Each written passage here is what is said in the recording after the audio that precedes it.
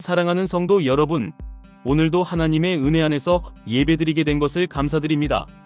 우리는 흔히 기쁨이라는 단어를 들으면 웃음과 즐거움, 성공과 성취를 떠올립니다.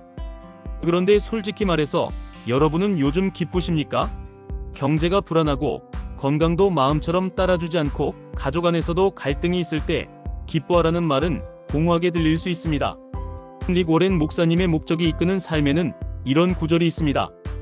기쁨은 환경에서 오는 것이 아니라 목적에서 온다. 바울이 감옥에서 항상 기뻐하라고 선포할 수 있었던 이유가 바로 여기에 있습니다. 환경은 감옥이었지만 그의 목적은 여전히 하나님께 있었습니다. 혹시 이런 경험 있으십니까? 모든 것이 잘 되고 있는데 마음은 허전한 경우, 반대로 상황은 고통스러운데 설명할 수 없는 평안이 밀려온 경우, 오늘 본문은 바로 이 역설을 우리에게 보여줍니다.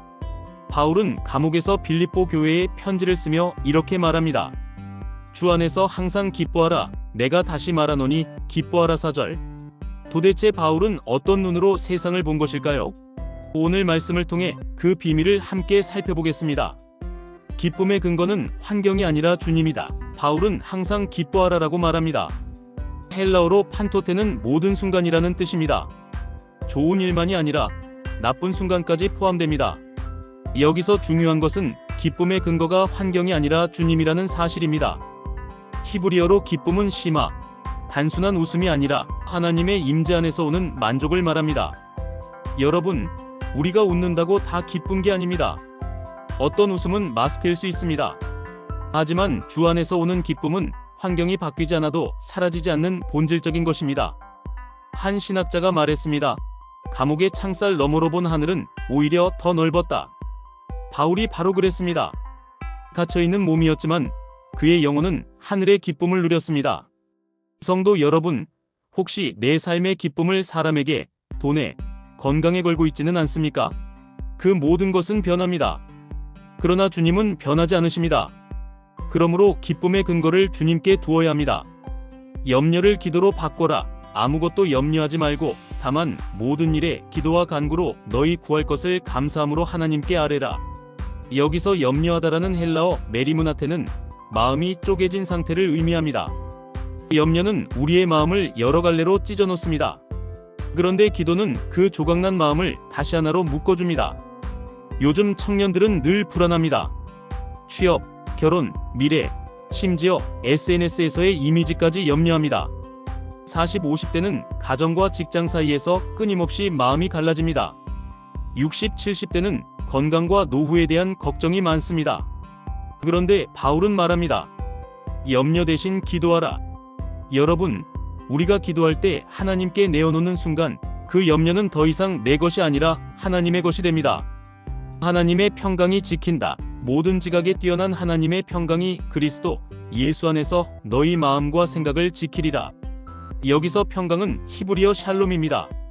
단순한 감정의 평온이 아니라 관계와 삶 전체의 온전함을 의미합니다. 여기서 지키다, 프로레세이는 군인이 성을 지키는 단어입니다. 하나님의 평강이 내 마음을 성벽처럼 지켜주신다는 뜻입니다. 한 성도가 암 진단을 받았습니다. 그러나 그는 이렇게 고백했습니다. 두렵지만 하나님이 나를 붙드신다는 확신이 마음을 평안하게 합니다. 이것이 바로 샬롬입니다. 성도 여러분, 오늘도 우리 마음은 걱정이 쳐들어오려 하지만 하나님의 평강이 군인처럼 우리를 지키고 계십니다. 배운 것을 행하라. 너희는 내게 배우고 받고 듣고 본 바를 행하라. 말씀은 배움에서 끝나면 지식이지만 행할 때 능력이 됩니다. 한 목회자가 이런 말을 했습니다. 성경은 머리에만 있으면 부담이고 손과 발로 움직이면 능력이다. 성도 여러분, 말씀을 읽고 배우고 나누었다면 이제는 삶으로 살아내야 합니다. 기쁨에서 평강으로, 평강에서 사명으로. 오늘 말씀은 4가지 흐름으로 이어집니다. 첫째, 기쁨, 주님 안에서만 가능하다. 둘째, 기도, 염려를 대신한다. 셋째, 평강, 하나님이 마음을 지키신다. 넷째, 행함, 말씀은 삶에서 빛난다. 바울은 감옥에서 이 편지를 썼습니다. 그러나 그는 자유인이었습니다. 왜냐하면 그의 마음은 기쁨과 평강으로 지켜졌기 때문입니다. 사랑하는 성도 여러분, 오늘 이 자리에서 결단합시다. 나는 무엇 때문에 기뻐하고 있습니까? 나는 염려를 붙들고 있습니까? 아니면 기도로 내려놓고 있습니까? 나는 평강을 누리며 살고 있습니까? 나는 배운 말씀을 행하고 있습니까? 오늘 이 말씀을 붙잡고 다시 한번 주 안에서 기뻐하라, 평강을 누리라는 하나님의 초청 앞에 응답하는 저와 여러분 되시길 축복합니다.